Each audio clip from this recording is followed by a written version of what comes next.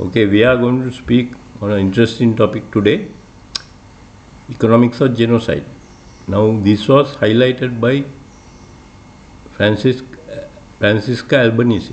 If you look at some of these companies in the West, they are involved in economics of killing. There are bombs, there are planes, there are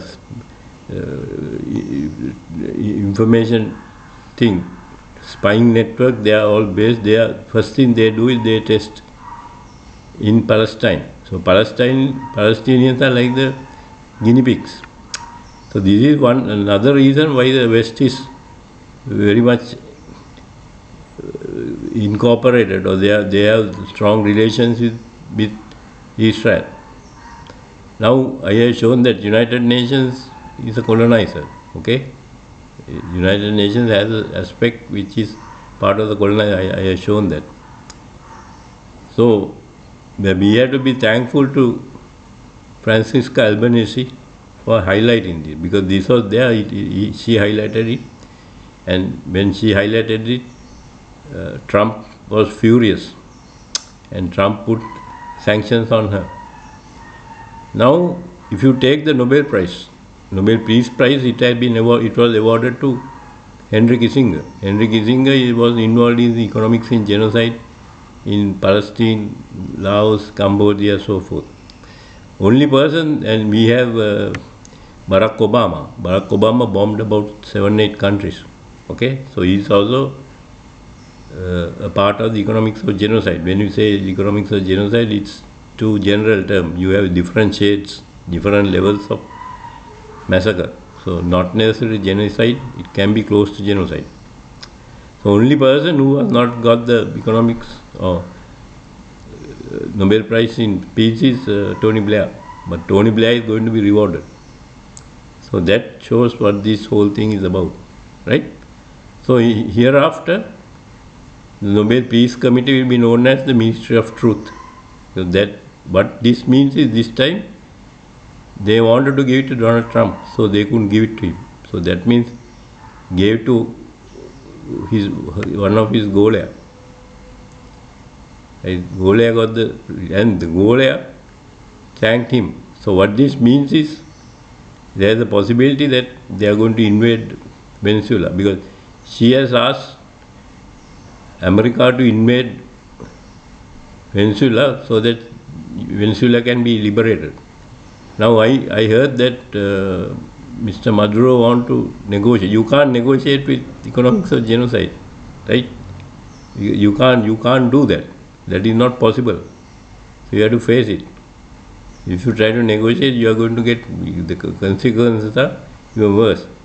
දැන් මම කියන්නේ මේ ඔය piece කමිටි උඹලට යකෝ ඕක දෙන්න තිබ්බේ ඩොනල්ඩ් ට්‍රම්ප්ට, right? ඇයි මේ ලොකු බාසුන්නට දෙන්නේ මේ ගෝලයන්ට ඕක දෙන්න ඕනේ නැහනේ. You don't have spine, right? The Nobel Peace Committee has no spine, right? So because this Tony Blair couldn't get it, he is getting another job. Then he is going to be charged the Palestinians. So I mean that reflects how the West operates. You know that Tony Blair's role in Libya and so forth, right? So they couldn't give him a so-called Nobel Peace Prize because the Ministry of Truth couldn't give him the Nobel Peace Prize.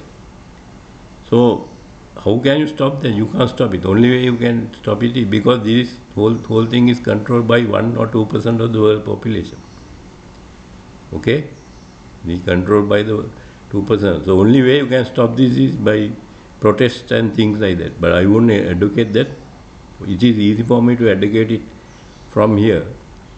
But you might lose your job or something like that. So I would not. But what happened in Italy? They shut down the ports and things like that. So I can be on the chair and advocate that. I won't do that because you might lose your jobs if you go to protest, and they are going to bring new laws to do that. So the people in the West realize a part of his economy, your economy is economics of genocide, right? And the only way you can do is you can do boycotts and do sit-ins and protest, and 70-year-old, 80-year-old grandmothers will be put into jail, or they will be taken into custody or something like that. So I can't, that is the thing to do, but I will not advocate that, because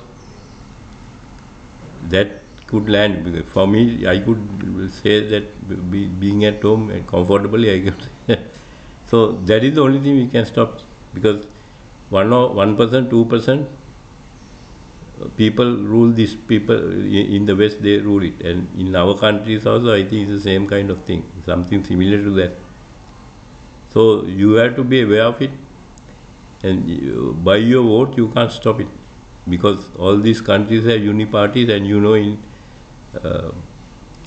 in certain European countries, certain candidates were cancelled. Okay, so things are really bad. You have to be aware of this economics of genocide, and a lot of companies are involved in it. I don't want to name these companies because I could land in legal trouble. These companies are being highlighted in Albanese's reports, because she works for the UN. So there is an aspect of UN which we have to appreciate it, and in the future you have to use this, say, Ministry of Truth, because they are part and parcel of the economics of genocide. When you say genocide, it is used broadly here. Sometimes it may be not total genocide, because what is happening in Palestine is total genocide. But if you might have invasion, you are going to have invasion in Venezuela, and a lot of people will die. And this person who got the Nobel Prize,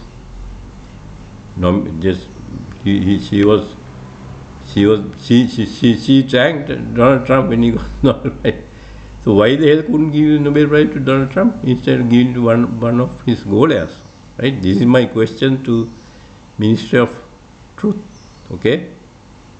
So I think people have to be aware of it and try to boycott certain. You can't even organize boycotts, because legally you will fall.